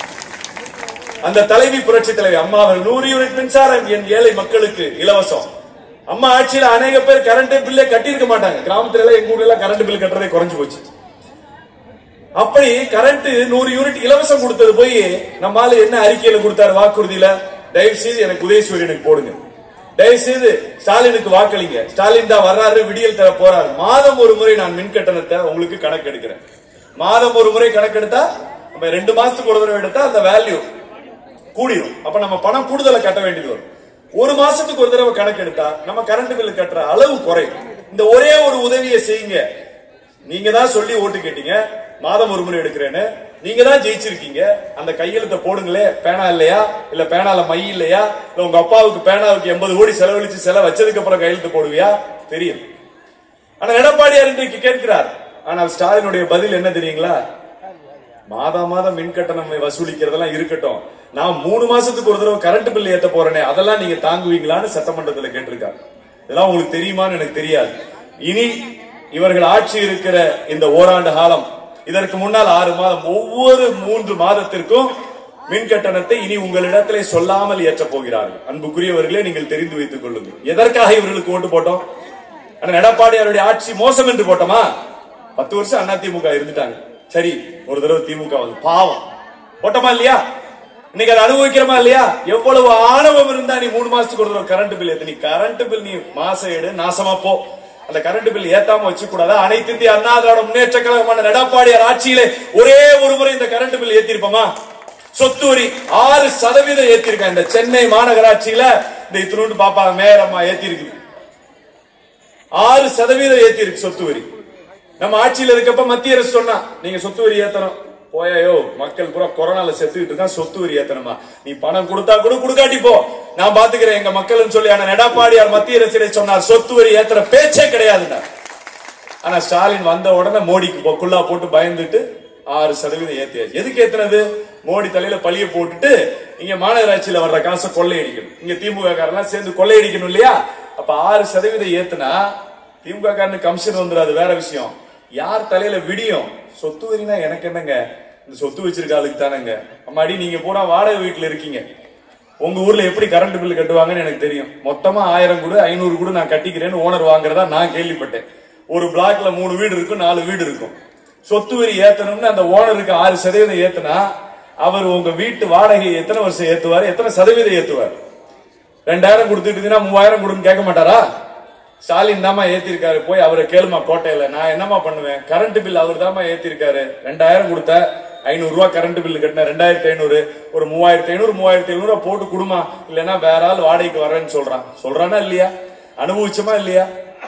அவன் தொழில் பண்றவங்க அதை விட தொழில் பண்றவங்க இன்னைக்கு பீக் அவர் சார்ஜஸ் போட்டு தொழிலே நடக்கல, ஆனா கரண்ட் பில் கட்டியே ஒழிஞ்சு போயிட்டான். கிட்டத்தட்ட 65,000 சிறு குறு தொழில்கள் இந்த கரண்ட் பில் கட்ட முடியாம சென்னையில மூடப்பட்டிருக்கிறது என்ற அதிர்ச்சிகரமான செய்திகள் வருகிறது. அப்ப நீ கரண்ட் விஷயத்திலையும் சொன்னதை செய்யலாம். அப்புறம் பெரிய இவரு நீட்டு, இந்த உதயநிதி எல்லாம் பார்த்தா வயிறு பத்திட்டு எரியுது. அப்படியே சினிமால நடிக்க வைக்கிற மாதிரி நடிக்க வைக்கிறது, அப்புறம் அப்படியே கொண்டு வந்து அரசியல்ல இறக்குறது, அப்புறம் அப்படியே எம்எல்ஏ ஆக்குறது, அப்படியே அமைச்சராக, அப்படியே துணை முதலமைச்சர், அடுத்து வருங்கால முதலமைச்சர். ஏன்னா நாங்களாம் எனக்கு காதுல பூ வச்சுட்டு வேற வேலை இல்லாம எல்லாம் இது பூ பறிச்சிருக்கோம். அதிமுக எதிர்கட்சியிலும் என்ன தகுதி இருக்கிற, ஒரு அடிப்படை தகுதி இருக்கிற, எவ்வளவு கேவலமான பொய். நீட்டை ஒரே கையெழுத்தில் ரத்து செய்து அதிமுக எவனுக்கும் வெக்கமான ரோசம் கிடையாதுங்க. ஆட்சியில் இருக்கிறப்ப எங்களை பார்த்து சொல்றான், நான் வந்தா எங்க அப்பாவுக்கு அந்த ரகசியம் தெரியும், ஒரே கையெழுத்துல நான் நீட்டை ரத்து செய்வேன் சொன்னாரா சொல்லலையா? நீட்டுங்கிறது மருத்துவத்துக்கு படிக்கணும், டாக்டர் படிக்கணுங்கிறதுக்கு எங்களுடைய ஆசை. அதுக்கு வைக்கிற பரீட்சை நீட்டு கொண்டு வந்து திமுக காங்கிரஸ், உங்களுக்கு தெரியுதோ தெரியலையோ அதான் உண்மை. ஆனா அதே தேர்தலில் வச்சு நாங்க ரத்து பண்றோங்க, ஒரே கையெழுத்துல ரத்து பண்றோங்கன்னு சொல்லலாம். தேர்தலில் எல்லாரும் ஓட்டும் போட்டான். அண்ணன் நம்முடைய விஜயபாஸ்கர் கேட்டாருங்க, பேசின உடனே உதயநிதி பேசின உடனே அண்ணன் விஜயபாஸ்கர் எந்திரிக்கிறார், எடப்பாடியார் உட்கார்ந்து இருக்கார், சட்டமன்றத்தில் கேட்கிறார், அன்புக்குரிய எதிர்கட்சி தலைவர் ஸ்டாலின் அவர்களே, இந்த நீட்டை ரத்து பண்ணி ஆகணும், எங்களுக்கு அதான் ஆசை. இந்த ஊசியில நூல் நுழையிற அளவுக்கு சின்னதா ஒரு ஐடியா இருந்தாலாவது கொடுங்க, ஒரே ஒரு ஐடியா கொடுங்க. அந்த ஐடியா நல்ல ஐடியாவா இருந்தா அதை பயன்படுத்தி நீட்டை ரத்து பண்ணிட்டு அந்த ரத்து பண்ணதுக்கான அனைத்து புகழையும் திமுகவுடைய ஸ்டாலின் தான் ஐடியா கொடுத்தாரு. நாங்க தம்பட்டு அடிக்கிறோம் அண்ணா திமுக. நீ ஒரே ஒரு ஐடியா மட்டும் குடியா அப்படின்னு சட்டமன்றத்தில் அண்ணன் விஜயபாஸ்கர் கேட்கிறார். நீ சரியான மக்கள் மீது உண்மையிலே உனக்கு அன்பு பாசம் இருந்தா என்ன சொல்லிருக்கணும்? மிஸ்டர் விஜயபாஸ்கர், இதுதான் ப்ராப்ளம், இந்த மாதிரி ஒரு தீர்மானம் போடுங்க, இல்ல இந்த மாதிரி ஒரு டெக்னிக் ஃபாலோ பண்ணுங்க, உடனே ரத்து பண்ணிடலாம், டோன்ட் வரி. சொல்லணுமா சொல்லக்கூடாதா? அதான ஒரு நியாயமான உனக்கு அழகு. அதெல்லாம் எங்க அப்பாவுக்கு தெரியும். நான் தேர்தல் பார்த்துட்டு அப்புறமா வந்தோட கையெழுத்துல கிழிச்சு நட்டா அவன் நிமித்திடுவோன்னு சொல்லிட்டு வந்து இப்ப 3.5 வருஷம் கழிச்சு சட்டமன்றத்துல அண்ணன் எடப்பாடியார் விட்டாரு பாத்துங்க. 1 மணி நேரம் 170 நிமிஷங்க, 2.25 மணி நேரம் கேள்வி கேட்கிறாருங்க சட்டமன்றத்துல. 2.25 மணி நேரம் உங்களின் மனதில் இருக்கிற அத்தனை கேள்வியும் கொட்டி தீக்கிறார் சட்டமன்றத்துல. வாய பொத்திட்ட நவத்வாரத்தையும் பொத்திக்கிட்டு அடுத்த நாள் வந்து நான் பதில் சொல்கிறேன். இப்ப முருகன் சொல்லிட்டு போவார்ல, அந்த சூரன் சொல்லிட்டு போவார்ல, பதில் இல்லாம நிப்பான். இன்று போய் நாளை வா, நாளைக்கு வந்து பதில் சொல்லுன்னு சொல்லிட்டு போனா இவங்க போனோன்னு நேரா என்னடா சொல்றதுன்னு தெரியாம அடுத்த நாள் வந்து சொல்றாருங்க ஸ்டாலின் சட்டமன்றத்தில் வந்து சொல்றார், மத்திய அரசுல நாங்கள் அங்கம் வகித்து மத்தியில காங்கிரஸ் வந்திருந்தா நாங்க நீட்டை ரத்து பண்ணிருப்போம். இப்ப நாங்க ஆட்சிக்கு வரல. அப்போ உங்க 39 எம்பியும் ரசகுல்லா சென்ட்ரல் ஹால்ல திங்கிறதுக்கான போனீங்க, இல்ல சீட்டை தேய்க்கிறதுக்கு போனீங்களா? 2 தடவை 39 போய் உட்கார்ந்து இருந்தீங்களே, எதுக்குடான்னு கேட்பாங்கன்னா கேட்க மாட்டாங்க. அப்படியே சொல்றாருங்க, மத்தியில நாங்க ஆட்சிக்கு வரல இல்லைங்க. ஏன்டா டே, ஆட்சிக்கு வந்து நீ ரத்து செய்யறதா நீ கண்டுபிடிச்ச ரகசியமா? இது எங்களுக்கு தெரியாதா? யோசிச்சு பாருங்க, எவ்வளவு கேவலமான மலிவான ஒரு அரசியல், மலிவான ஒரு பதில். எங்க தலைவன் சாதாரண ஆள், அந்த கட் அவுட் தான் பெருசா இருக்கு. அவரு அவ்வளவு பெருசா அவரு கூட நினைக்க மாட்டார், அவ்வளவு யதார்த்தமானவர். ஆனா எடப்பாடியார் வந்தார், என்ன சொன்னாரு? ஐயா, நீட்டை ரத்து பண்ண முடியாது, அது சுப்ரீம் கோர்ட்ல போய் தோத்தாச்சு. தமிழ்நாடுல இந்தியா முழுக்க நீட் நடக்கும். ஒரே வழி, நாமளும் இவங்களாட்டம் கேவலமா செத்த பணத்தை கட்டி பிடிச்சு அரசியல் பண்ணக்கூடாது. அனிதா வச்சு அரசியல் பண்ண நம்ம பண்ண வேண்டாமியா. நேரா போறாரு, கோட்டைக்கு போறாரு. 7.5% இடஒதுக்கீடு. தமிழ்நாட்டில் இருக்கிற ஏழை எளிய மக்கள் அரசு பள்ளியிலே படித்த மாணவன் தானே டாக்டர் ஆக முடியல. இந்த கூட்டத்தில் இருக்கிற எத்தனை தாய்மார்களுக்கு தன் மகன் டாக்டர் ஆகணும் கனவு இருந்திருக்கும் எடப்பாடியார் ஆட்சிக்கு முன்னாடி.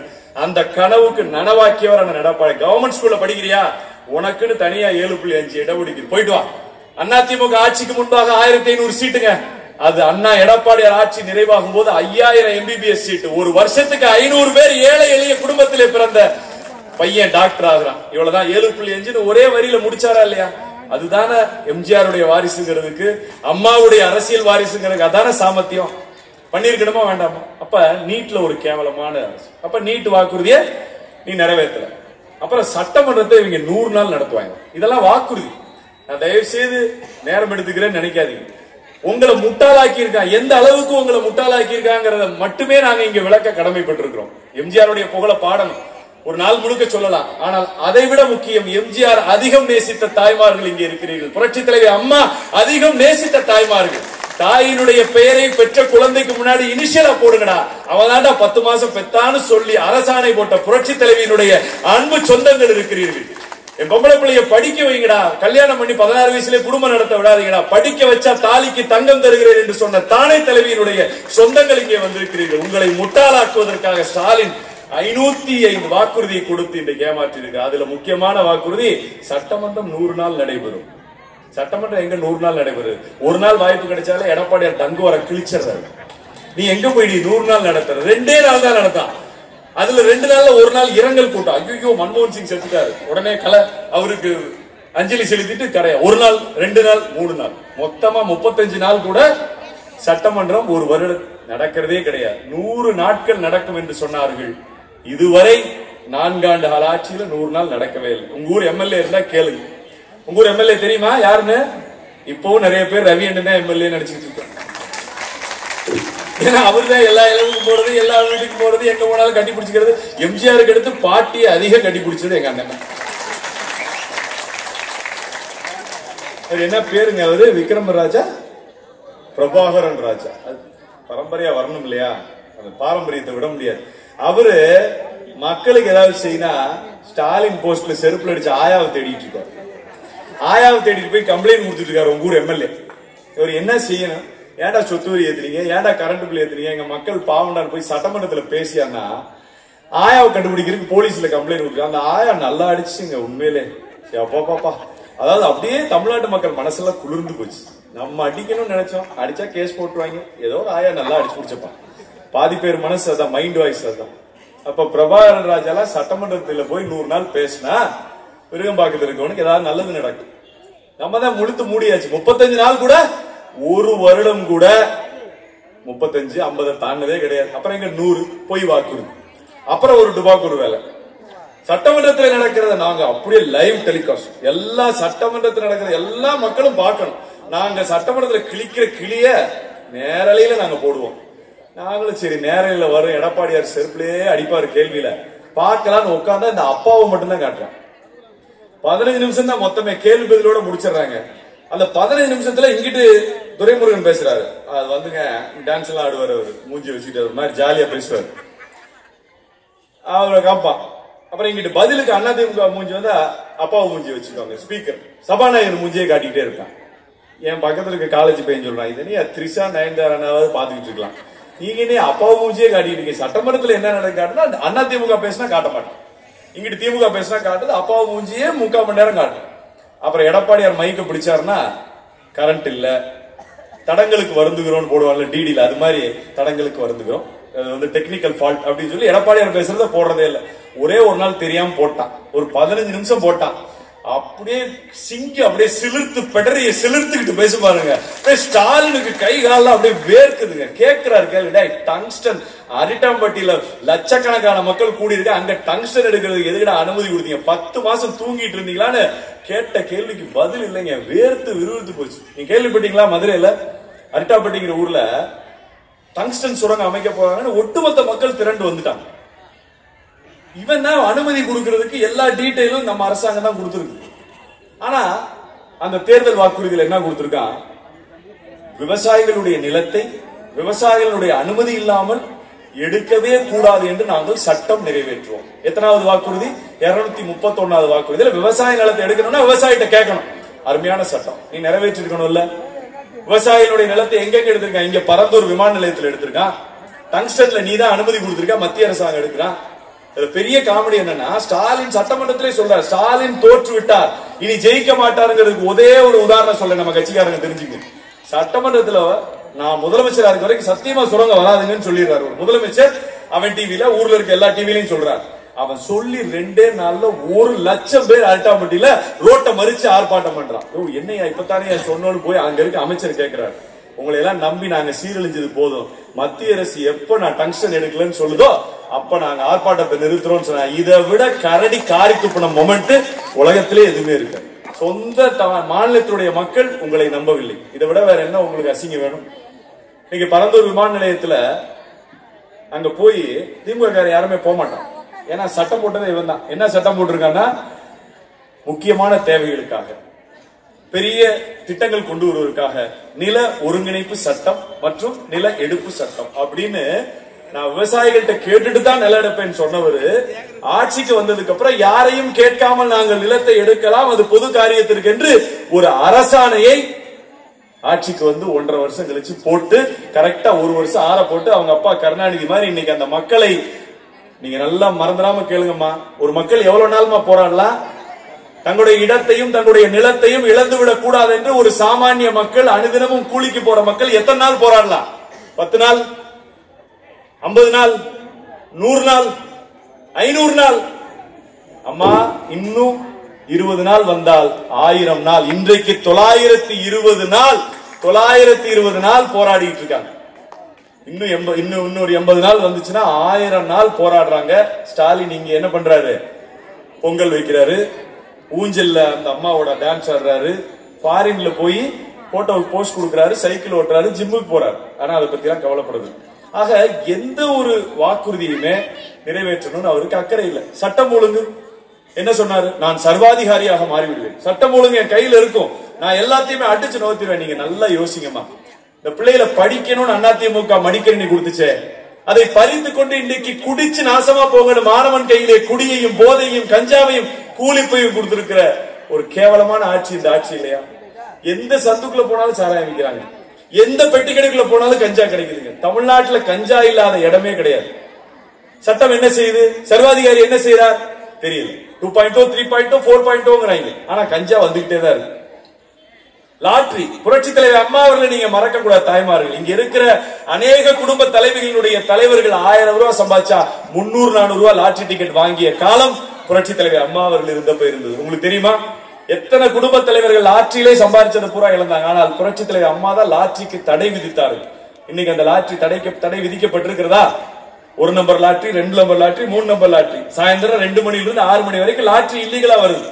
ஆன்லைன் ரம்மி வந்துருச்சு, ஆன்லைன் கேமிங் வந்துருச்சு. படிக்கிற பையன்ல இருந்து வேலைக்கு போறவன்ல இருந்து ஆன்லைன் ரம்மில தெரியாம பணத்தை தொலைச்சிட்டு தற்கொலை பண்ணிக்கிற சூழ்நிலை இருக்கிறது. சட்டம் ஒழுங்கு சந்தி சிரிக்குதா இல்லையா? எவ்வளவு கேவலமான ஒரு ஆட்சி நடக்குது. இன்னைக்கு அண்ணா பல்கலைக்கழகத்தை சொன்னாங்க. உண்மையிலேயே அண்ணா திமுக தாங்க வருத்தம் அதிகம். அண்ணா பல்கலைக்கழகம் என்பது புரட்சி தலைவர் எம்ஜிஆர் உருவாக்கிய யூனிவர்சிட்டி. இந்தியாவினுடைய டாப் 5 யூனிவர்சிட்டியில சிறந்த அறிவாளிகள் படிக்கிற ஒரு யூனிவர்சிட்டிக்குள்ள துணிகரத்தோடு திமுகவினுடைய அனுதாபி. ஏன்னா நம்ம திமுக காரன் சொன்னா ஸ்டாலின் கோச்சுக்குவார். அனுதாபிக்கும் திமுக காரனுக்கு என்ன வித்தியாசம்னா, இந்த மிர்ச்சி சிவா ஒரு படத்துல வருவான், நான் மார்வேஷத்துல வந்திருக்கேன். என்னடா மார்வேஷம்? மறு வச்சிருக்கேன், தெரியலையா உங்களுக்கு?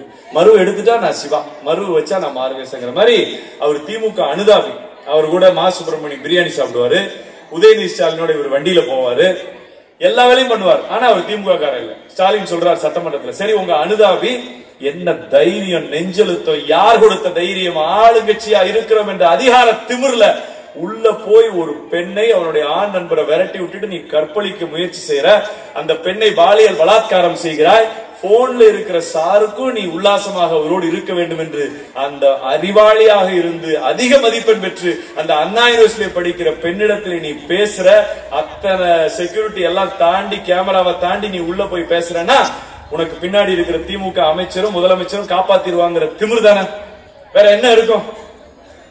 நடவடிக்கை எடுத்திருக்கணும்ல. குறைந்தபட்ச ஞானசேகரனை கட்சியில இருந்து நான் நீக்கிறேன்னு சொல்றதுக்கு உங்களுக்கு என்ன கேடு? மக்கள் கேட்பாங்களா கேட்க மாட்டாங்களா? ஏன் அந்த சாரி யாருன்னு சொல்லு, கண்டுபிடி. எஃப்ஐஆர் வெளியே விடுறாங்க. எஃப்ஐஆர் வெளியே விட்டா ஒரு பாலியல் பலாத்காரனா பெண்ணினுடைய பேர் கூட வெளியே தெரியக்கூடாது. அந்த எஃப்ஐஆர் ஏன் வெளியே விடுறான் தெரிஞ்சுக்கங்க தயவு செய்து. யாராவது பாதிக்கப்பட்ட பெண் தன்னை மானபங்கப்படுத்தியதை வெளியிலே வந்து போலீஸ் ஸ்டேஷன்ல சொன்னீங்கன்னா உங்க பேரை வெளியே விட்டுருவோம். நாளைக்கு உனக்கு கல்யாணம் ஆகாது, உங்க குடும்பம் சூசைட் பண்ணிக்கோ, பயத்தோட இருங்க, யாரும் வெளியே வரக்கூடாது. உண்மை இதுதான் உண்மை. அந்த எஃப்ஐஆர் வெளியே வந்ததனுடைய ரகசியம் இதுதான். எல்லாம் பாதிக்கப்பட்டால் வாயை மூடிட்டு இருங்க, எங்க ஆட்சி நடக்குது, வெளியே வந்தீங்கன்னா இப்படிதான் உங்களை நாரடிப்போம். இதான அதுக்கான அடையாளம். யோசிச்சு பார்க்கணும். ஆக ஒரு அதிகாரத்தினுடைய உச்சபட்சத்தில் இருக்காங்க. நம்ம அண்ணா நகர்ல 7 வயசு பொண்ண 7 வயசு பச்சை குழந்தைங்க பொம்பளை பிள்ளைய கற்பழிச்சிடுறாங்க. அந்த அப்பா போய் போலீஸ் ஸ்டேஷன்ல கதறாரு, பிள்ளைய கற்பழிச்சிட்டாங்க ஏதாவது பண்ணுங்க கதறாரு. நடவடிக்கை எடுக்கலங்க. எவன் சொன்னானோ, எந்த அமைச்சரோ எந்த எம்எல்ஏ சொன்னானோ தெரியாது. திமுக கோர்ட்ல நீதிபதி தானாகவே முன் வர்றாங்க. இவங்க அப்பா கோர்ட்டுக்கு போறேன்னா நீதிபதி கூப்பிடுறாரு. உடனடியாக இந்த அண்ணா நகர் சிறுமியினுடைய பாலியல் இதுல இருக்கிறத சிபிஐ விசாரிக்க வேண்டும் என்று கோர்ட் நேரடியா உத்தரவு போடுது தமிழ்நாடு அரசு. உண்மையிலே வெக்கம் மானம் சூடு சொரணை இருக்கிற முதலமைச்சரா இருந்தா என்ன செய்யணும்? ஐயோ கோர்ட் சொல்லிருச்சு, உடனே சிபிஐ வர சொல்லுங்க, நாங்க எல்லா உதவியும் செய்யறோம், அவனை குற்றவாளியை நாங்க கண்டுபிடிச்சு தர்றோம் சொல்லணும். ஸ்டாலின் என்ன தெரியுமா பண்ணாரு? சிபிஐ விசாரணை கூடாது, தமிழ்நாடு அரசு போலீஸ், தமிழ்நாடு போலீஸ் தான் விசாரிக்கணும்னு எங்க போறாருங்க? உச்ச நீதிமன்றத்திற்கு போய் சிபிஐ கிட்ட கொடுக்காதீங்க, நாங்களே விசாரிச்சுக்கிறோம் வாதாடுறாரு. எவ்வளவு ஃபீஸ்? அந்த வக்கீலுக்கு எவ்வளவு ஃபீஸுங்க? 2 சிட்டிங்க்கு 1.25 கோடி. 2 சிட்டிங் அவர் சுப்ரீம் கோர்ட்ல வாதாடுவதற்கு 1.25 கோடி ரூபாய் கொடுத்து இந்தியாவினுடைய மூத்த வழக்கறிஞர். அந்த 1.25 கோடி ஸ்டாலின் காசு இல்லைங்க, உங்க வரி பணம் தான். உங்க வரி பணத்தை வச்சு அந்த பச்சை பெண்ணுக்கு நீதி கிடைக்காமல் போவதற்கு சிபிஐ வரக்கூடாதுன்னு சொல்லி சுப்ரீம் கோர்ட்ல வாதாடுறான். எவ்வளவு கேவலமா இருக்கு சட்டம் ஒழுங்கு. அதிமுக ஆட்சியில துப்பாக்கி சூடு நடத்திட்டாங்க தூத்துக்குடியில, அத்தனை பேர் செத்து போயிட்டாங்க. ஐயோ சட்டம் ஒழுங்கு போச்சு. தூத்துக்குடியில பென்னிக்ஸ் அவர் அப்பா எல்லாரையும் லாக் அப் டெத் ஆகி போச்சு. எவ்வளவு புலம்புனாங்க. நீங்க என்ன பண்ணிருக்காங்க தூத்துக்குடி?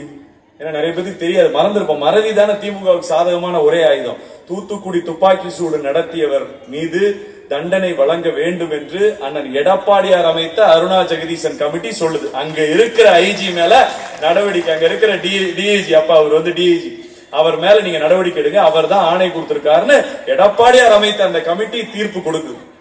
ஸ்டாலின் என்ன பண்றாரு தெரியுங்களா?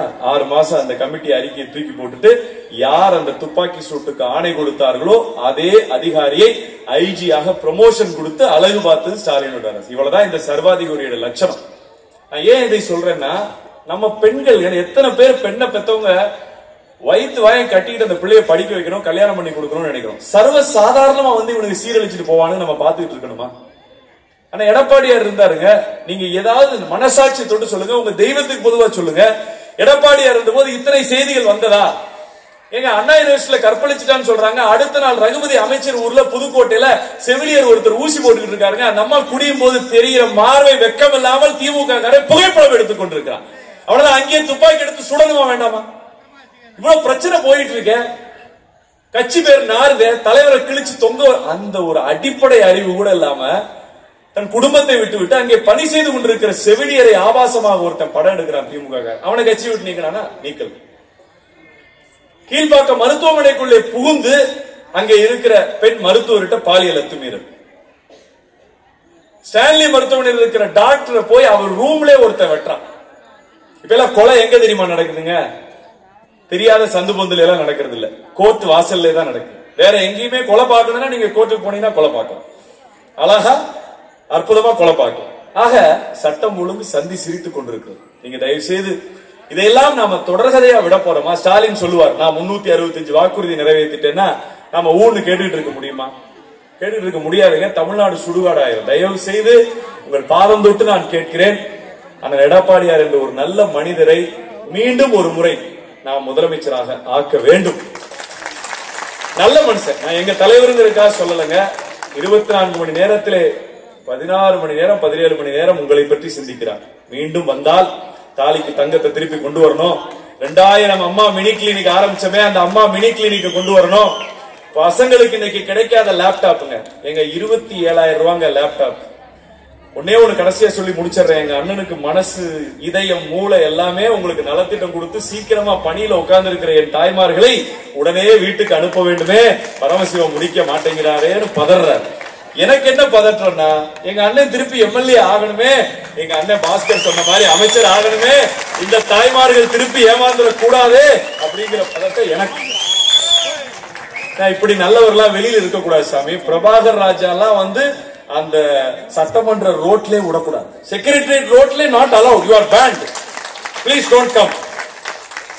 நிரந்தர சட்டமன்ற உறுப்பினர் இருக்கணும். அந்த 1000 ரூபாய் மேட்டரோட முடிச்சிருவோம் நம்ம. ஏன்னா இப்ப 1000 ரூபாய் தான் பெரிய பீத்து பித்தம். 1000 ரூபாய் டேய் 29 30 மாசம் கழிச்சு கொடுத்திருக்கேன். கையெழுத்துல போட்டிருந்தா 30 மாசம் எங்க அம்மா கிடைச்சிருக்கும். இங்க உட்கார்ந்து இருக்கிறவங்களுக்கு அதுல பாதி பேர் தான், எல்லாத்துக்கும் இல்ல, அது தெரிஞ்ச கதை.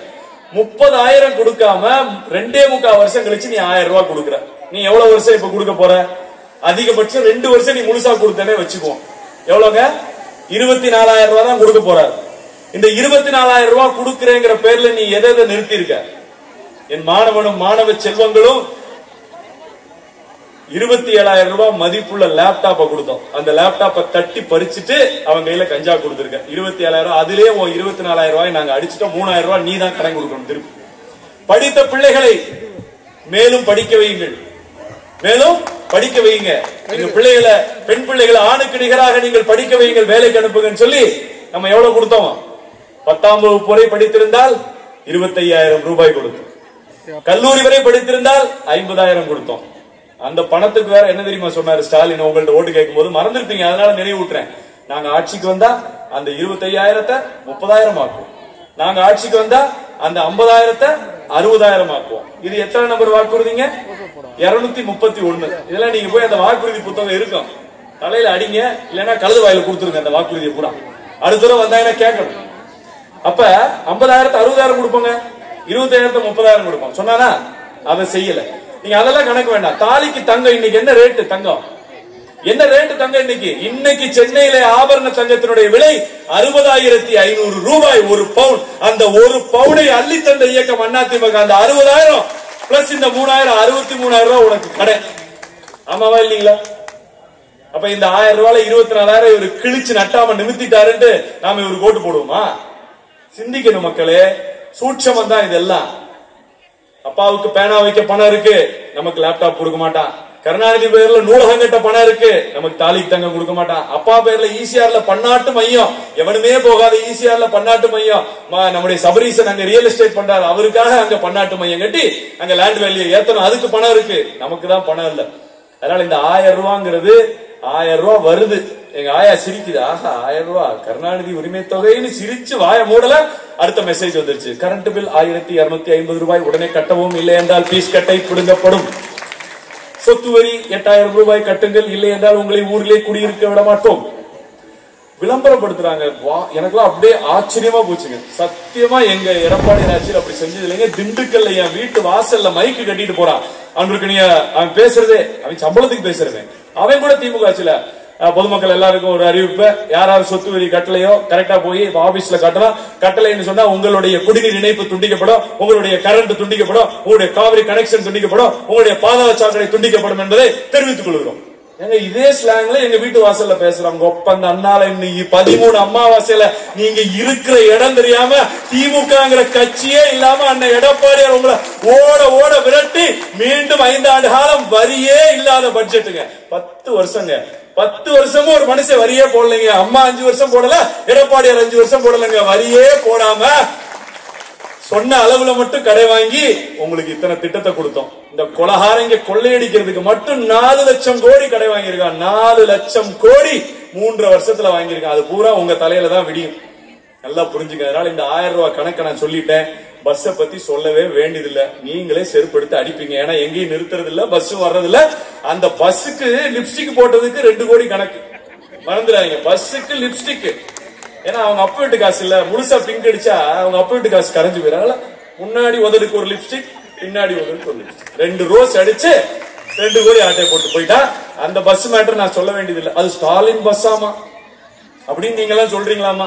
அந்த கண்டக்டர் சொல்றான், இதெல்லாம் சாகர வயசுல வந்து பஸ்ல ஏறிட்டாங்க, இறங்கிறியா இல்ல தள்ளி விடட்டுமாங்கிறான். அவன் தள்ளி விடாட்டி சீட்டு ஓட்டையாயி அந்த அம்மா அப்படியே டைரக்ட் லேண்டிங் கீழே. நீங்க இறங்க டோர்லாம் ஓபன் பண்ண வேண்டியதில்லை. ஒரு ஸ்பீட் பிரேக்கர்ல இறங்க அந்த சீட் அப்படியே கீழே இறங்கிடும். அப்படியே கீழே இறங்கி நீங்க வீட்டுக்கு போகணும், உயிர் இருந்தா. இல்லைன்னா போக முடியாது. அவ்வளவுதான் விஷயம். அதனால இதுக்கு மேல பேசினா ரவி என்ன அடுத்த மீட்டிங் கூப்பிட மாட்டாரு. அதனால நீங்க எல்லாம் தயவு செய்து ஒரு விஷயத்தை புரிஞ்சுக்குங்க. ஸ்டாலின் என்பவர் அண்ணன் ரொம்ப அழகா சொன்னாரு, இருக்க வேண்டியது இல்ல, ரெண்டுமே இல்ல. அவர் தெளிவா சொல்லிட்டு அதுக்கு மேல நம்ம பேச வேண்டாம். வயது மூத்தவர் என்ன வேணாலும் பேசலாம். அதனால அவர்கள் எல்லாம் ஆட்சியில் இருப்பதற்கு தகுதி இல்லாதவர்கள். ஒரு தரமான தலைவன் உங்களுக்காக காத்து கொண்டிருக்கிறார். 2026 செயின்ட் ஜார்ஜ் கோட்டைக்கு அவரை நீங்கள் அனுப்புங்கள்.